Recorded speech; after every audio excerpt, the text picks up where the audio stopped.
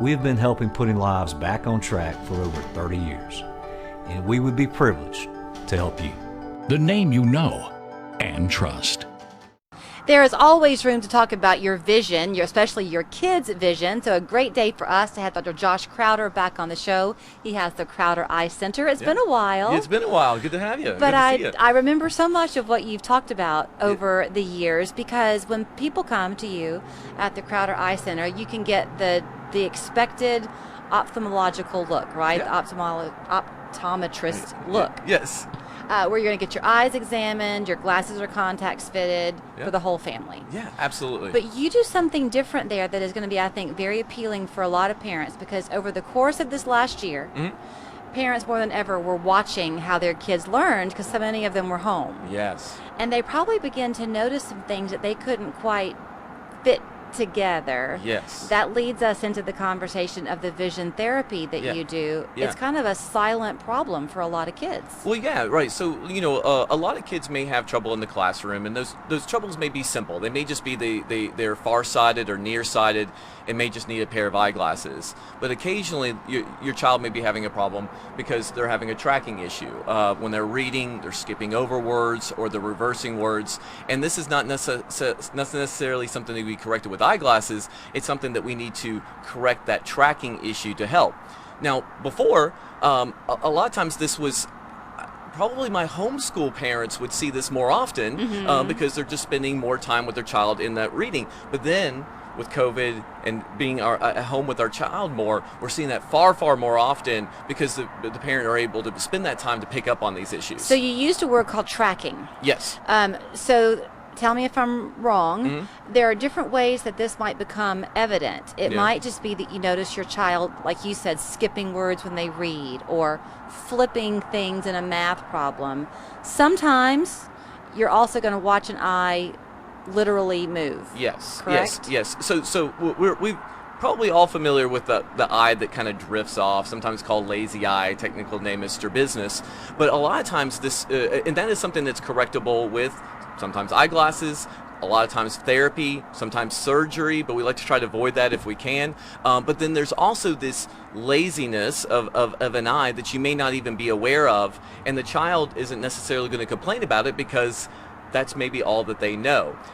This is something very, very common. I see it every single day in the office in practice, and it's something that is very important that we get this addressed and seen with the child is young. So that's where the importance of making sure that your child is getting a comprehensive, very thorough eye examination at a young age. We're talking kindergarten, first grade, second grade, and that's where a lot of times these problems need to be uncovered and treated. I probably shouldn't do this, but I'm going to anyways. But one of my children had this happen to her. Yeah.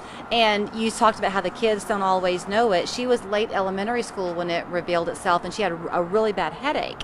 And that's how we learned of what she was struggling with. But she said, "Mom, I just thought everybody saw the way I saw." Yes. Children don't know. Children will not oftentimes complain of these issues because for them it is normal, right? But it is not normal, and it is treatable. So, if the child is having trouble in the classroom, if they're skipping over words, if reading can be a struggle, make sure they're getting a comprehensive eye examination somewhere that can look and treat at these conditions because they are treatable. Is it something, Dr. Crowder, that you're just kind of born with a proclivity for, or does the way you lived your life add to the problem? So computers are not helping our cause any, right? You knew where I was going. Yeah, the computers are not helping our cause any, but we live in, now it's 2021, those computers aren't going anywhere. So we have to make accommodations for those. And so this may bring up some issues where we need to make a treatment. How many of us are working on the computer now? Well, and all of us. I'm not trying to wag my finger at the school system, but school systems now almost across the board are, oh, look, you can have everything on your iPad or your Chromebook. Yes. So the days of flipping the page in your textbook are kind of archaic. Yes, they are. Yeah. So are you a supporter of those blue light glasses? Are they beneficial? Blue light glasses can be beneficial if used in the right capacity. Unfortunately, a lot of times what's happening is someone's having strain that's not getting diagnosed what that strain is coming from. They tried the blue light glasses to help. It didn't really help or whatnot. But if it doesn't help, if you tried the blue light glasses and you're still experiencing strain, there's more that we can do. There's certain more things, more options out there. Do parents come into you and they're concerned if they have more than one child, if their middle child is the one having the problem, that maybe it's going to be an issue for the other kids too? It can be genetic, but it's not like, our skin tone or eye color or hair color where, they're all going to experience the same problems. Okay, Yeah. so if you, first I guess it begins with an exam. Yes. And you are doing that regardless of whether you have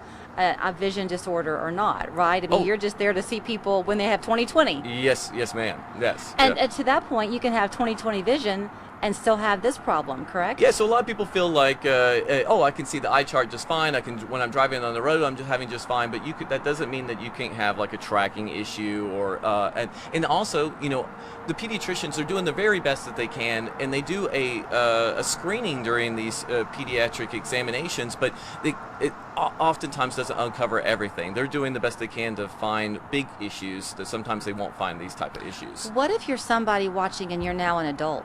Yeah. And maybe you had this problem when you were younger, and your parents didn't know Totally that this treatable. was. Yeah, it is yeah. still treatable. Absolutely, totally true.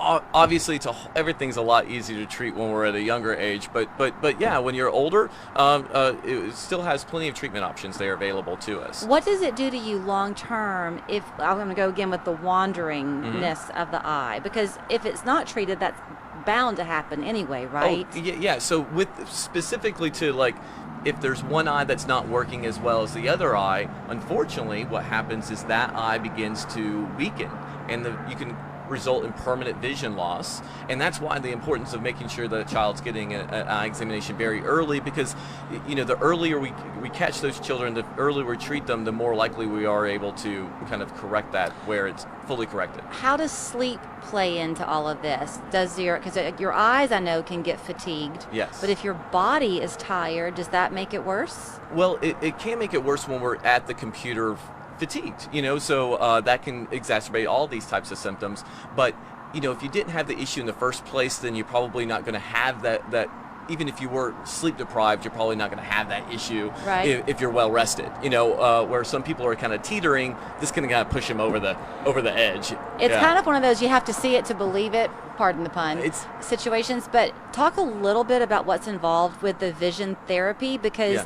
if you've never experienced this, it might surprise you that you go up the stairs, I guess, Yeah. and it's this kind of romper room of novelty Yeah. toys. I mean, things like a ball on a string that your eye has to follow, right? Yeah. Well, I mean, it's very similar to anybody that's doing physical therapy. You go in there and they have big balls laying on the floor and exercise equipment, and it really all this is it's physical therapy, but on your eyes And for your brain. And for your brain, yeah. And we call it vision therapy, and we can make some connections there. And what's amazing about it is once we make those connections, then we don't see these patients again. Like when we do the therapy and then we've corrected the issue, and they don't have to return for this problem. It's also great because your child, who maybe thought he or she was the only one dealing with this, shows up, and there are all these other kids Yeah. dealing with the same issue. Yes. Yes. Different lengths of time for different patients. Yeah, unfortunately, yeah. So it takes different times for different severity of the condition. Yeah.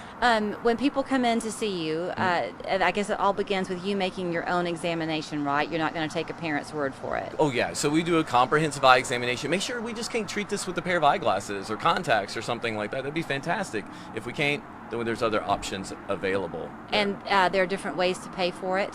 Yes. So so right now, actually, if this sounds like something that you may be interested in getting your child evaluated or evaluated for yourself, if you call today, we're doing a special that you'll if you schedule an appointment today, you'll get $75 off of a pair of eyeglasses, if that's in case what they need. Or if it's therapy, then it's $150 off. But it's only good today, so make sure we get folks to call. I'm telling you, I would have never believed it could work the way it did for our family. So Yeah. I guess I'll be Yeah. trumping the benefits of it for a long time to come. But here's how you can get in touch with Dr. Crowder and his team at the Crowder Eye Center. The phone number there on your screen, along with the website. And I will tell you, in a couple of weeks, he has a new partner, Dr. Yeah. Eric Adams. Yes. He's going to be on talking about a contact lens that's for kids that can actually help ward off nearsightedness. This is pretty brand cool. new. Yeah, so before you're just going to get more nearsighted each year. Now we have a possible solution. Great to see you. Yeah, thanks. Are you